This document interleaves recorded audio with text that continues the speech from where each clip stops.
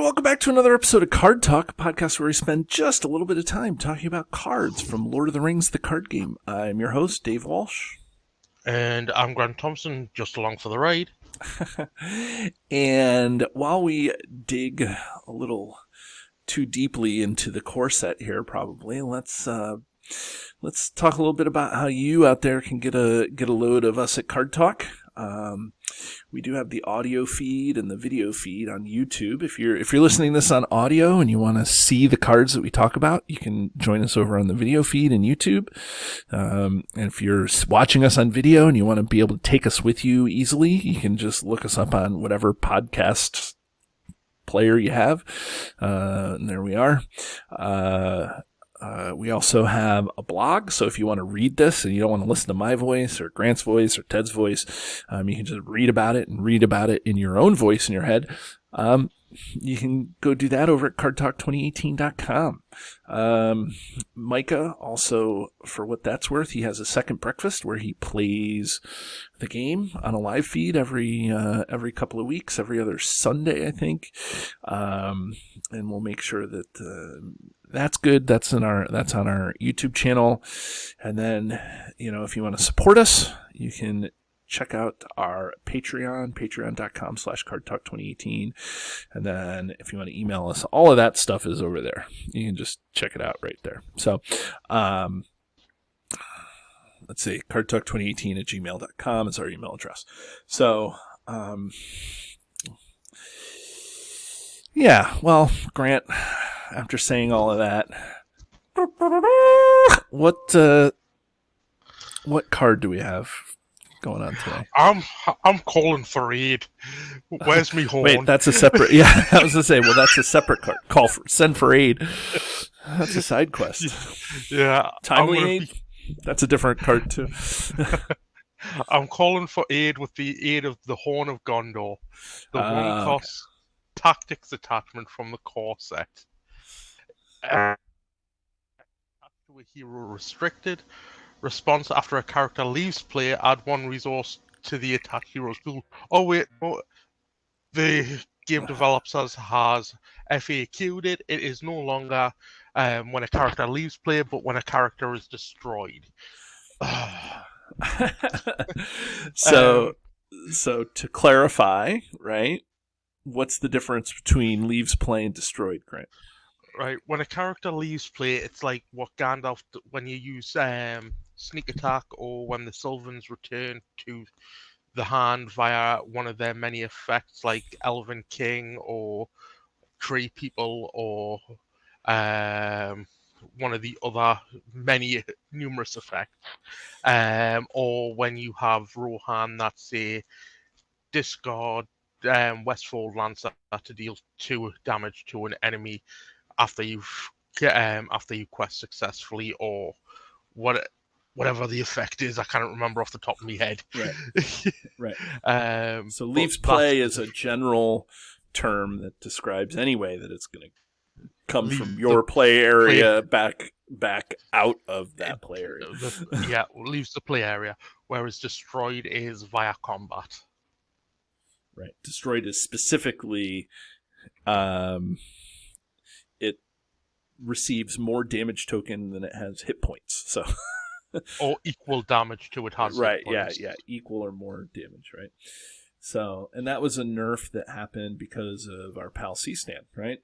And so he did some sort of crazy infinite loop that, with Emery that comes into play and out of play, like you can just get a bajillion tokens and stuff. I don't know if it was specifically C-Stan, I'm sure he had some sort of crazy infinite loop that he did with it, but it's, I think as the card pool grew, there was just a lot more cards that enter play, or there's able to enter and leave play and things like that. So, I think that the errata is warranted on this card, although it really ticked off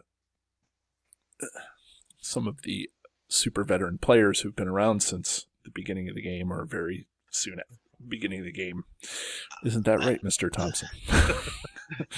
Look, just because I prefer the original version, and I believe that the game developers have destroyed what was a great attachment for resource smoothing in a sphere that does not have very much resource acceleration.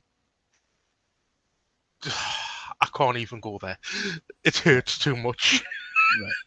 I mean, it didn't. Here's the thing, and I'm going to say this as a guy who didn't come in from the very beginning. Excuse me. And so, I get that when you get used to playing this card and having, as many resources as you want, basically, that is amazing. But for those of us who've played the game and never knew the power of what it was beforehand, like if you're a new player and you just started with the revised core set, like you don't know that it used to be this thing and what it was. So, I think if you didn't know what it was and you have this card, I would say this card is all right because it's, like you said, it's in a sphere that doesn't have resource acceleration. It's in a sphere that, has a lot of high-priced allies that you want to have around for combat. It's in a sphere that having that is going to have a lot of chump blockers to be able to, you're going to be able to do that. And I mean, this is also you don't have to exhaust it to get the resource. You just get the resource after a character is destroyed. So if you're playing 4-player, this card has maybe a lot more benefit, as it's eroded. So it's not, I would say that this is not a horrible card, but it just wasn't what it was before it was eroded.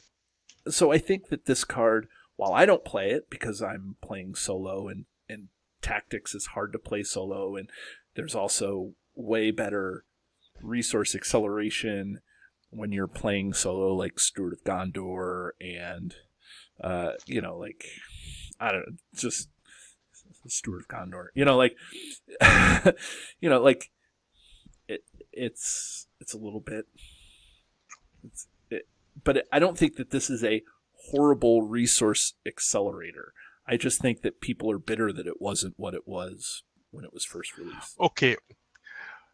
How about that? I can see where you're coming from, but generally in tactics they do not have very many cheap jump blockers. The allies that you are pulling out are costing 2 or 3 resources, generally speaking. And if you're running even 2 tactics heroes plus the Horn of Gondor, you're not wanting to have to keep spending resources to pull out like those cheap, nasty allies that are, well, the nasty allies that are what you're going to use as cannon fodder.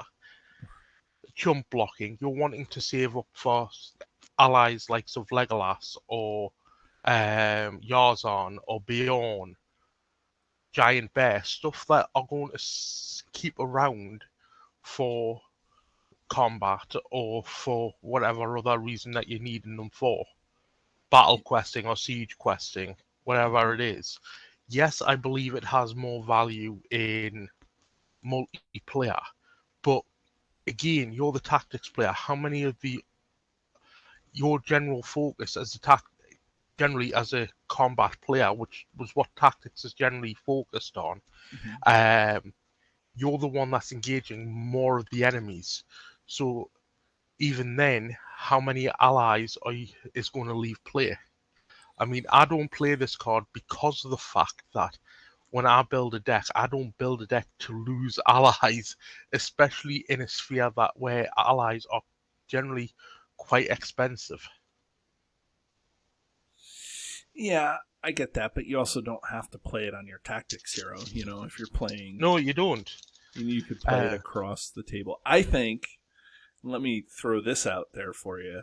You know, like I think the biggest problem with this is that it's restricted, because if you are playing tactics, you know, I get that the resource acceleration is nice in tactics, but you know, do you want one of your restricted slots being taken up by something that isn't a weapon or armor or something like that? You know, I think that if this card were developed later in the game, I don't think it would have been restricted. I think that that's a tough sell for. To be fair, I think if this card was developed later in the game, I don't think it would have had the same response as it does. No. I think it would have been a more combat-focused effect, i.e. either removing defense or attack from an enemy to make it and having it an exhaustible effect. Yeah. Rather than it being a resource smoother. I wouldn't say it's an accelerator, I'd say it's a smoother, because obviously it's a cost one, but how many times is this actually going to pop in a general game? And especially with the card pool being so expanded now, it's probably going to pop a lot less, because you've got more ways of dealing with combat than feint and jump blocking. Yeah.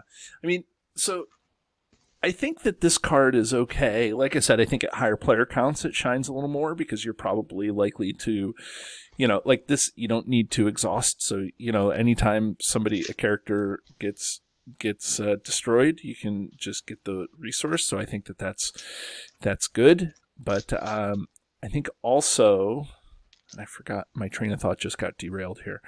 Look at the show notes.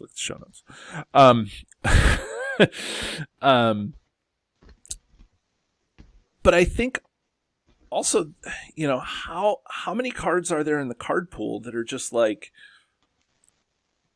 add a resource? You know, like it's like maybe Magic Ring, Gandalf's staff, gaining strength. You know, like without the cost of this is that you have to play. You know, you have to have some sort of chump block, or, you know, you have to have people that are going to die. That's what I was going to say, is that I think that this card is still can be valuable in a swarmy sort of deck. So if you're going to play Gondor Swarm, or even a Sylvan Swarm, even though it's not when characters leave play, like that's kind of how this card was broken originally. Is Sylvans are coming in and out of play. You're playing, like you said in the open of the shows, you're playing the Tree People and Quicker Than Sight, and you know, Feign Voices, Elven King, and all these things. And Sylvans are going in and out of play, and that's their strength. And so every time they go in and out of play, you know, you get a resource that kind of breaks the card, you know, like whether there was an infinite loop or not, this, you know, that whoever came up with, like, I think that was just kind of like gravy. This card had to be errated because of the Sylvans and because of, you know, Eagles. Eagles jump in and out of play too all the time. I think this was more for the Eagles for when this was released. I don't think the Sylvans had hit the stride back when this was errated back in 2016. Yeah, I don't think the Sylvan. I can't remember if the Sylvan archetype was fully fledged then. I think it came out in, you know, the Voice of Celebrimbor's Secret, and you know, I think that's when Sylvans was that. That's Ringmaker?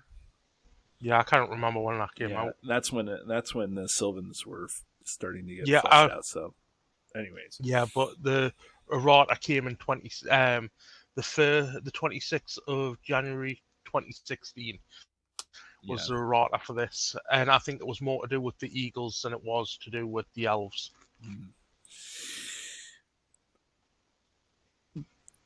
Right, and so like I just think that this is still a decent card, but I still think all you super old veterans are just kind of, grumpy because it's not what it used to be. I still think you Of can use course this I'm card. grumpy. I know you want it to be what it is. And of course you can play it, like everybody says, if I have the card written this way, that's the way I'm going to play it. That's fine. You can play it pre-errata. You can probably buy a really old core set and get them already pre-errata. It's fine. But I have a tendency to play the cards as intended, and I think if the errata intends a card to be changed, then that's how I'm going to play it. That said, so are you telling me you wouldn't be grumpy if they errata Steward of Gondor to only give one resource and exhaust upon playing? No, I mean that's, and they had plenty of opportunity to do that, and they didn't do that. And that speaks to the point, though, is that I think that again, like with Hasty Stroke, last week's episode, we were talking about, there's been a lot of other ways that there has been resource acceleration, and of course, Steward of Gondor is kind of the gold standard. But like Horn of Gondor is another one of these other ways to get resource acceleration, and then there's there's a whole bunch of leadership things: parting gifts, tighten your belt, gaining strength, as I mentioned earlier. Gaining strength, yeah, elf guide if you're running Sylvans. There's a lot of different, there's resourceful. Resourceful, which is a great card. Is this awesome? It's unique. It stays around. It's not an event, so I think it's okay. But what do you think of the artwork? The artwork. Well, I think it represents the Horn of Gondor. I actually like this artwork better than some of the other core artwork that we've had. I mean, it's still not like amazing, but it's pretty good. I like its simplicity. I like that it's okay here. It seems, there's mountains in the background, although that's not necessarily where I associate.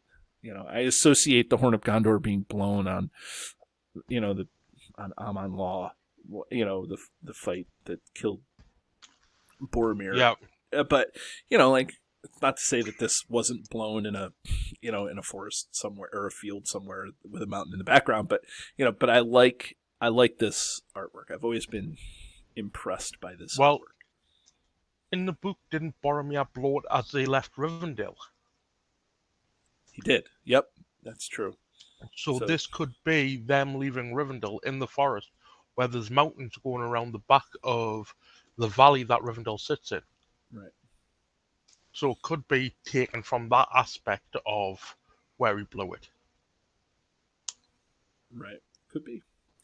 What do you think of the artwork? I enjoy it. As you said, it's simple. It's very nicely drawn. The color scheme for it is nicely done. It's about sunset, I would say. Looks like the sun is right out of the end of the horn. Not the mouthpiece, but whatever the other end of the horn is. Yeah. And I do actually enjoy this artwork. It's quite pleasing to look at. I'd like to actually see a full artwork piece of this card, actually. Yeah, I wonder if there's more of... I would assume it has to be Boromir's hand. Or, more Boromir. Yeah. I get the sense... Now that I'm really looking at it, I get the sense that the hand is a little awkward. Like, it doesn't look like it's sitting perfectly in the hand. And it looks like the hand is wearing a glove, and I don't know that any of the characters were wearing... The hand is definitely wearing a glove, so... Oh, definitely. Maybe I don't love this as much as I thought I did at the beginning. I think his hand's slightly twisted. I know, it's just being held awkwardly. It's like Haleth with the bad, weird thumb. One of the other things that I want to point off is there are some things that trigger off the artifact keyword, like the Ring of Barahir. So if you put this onto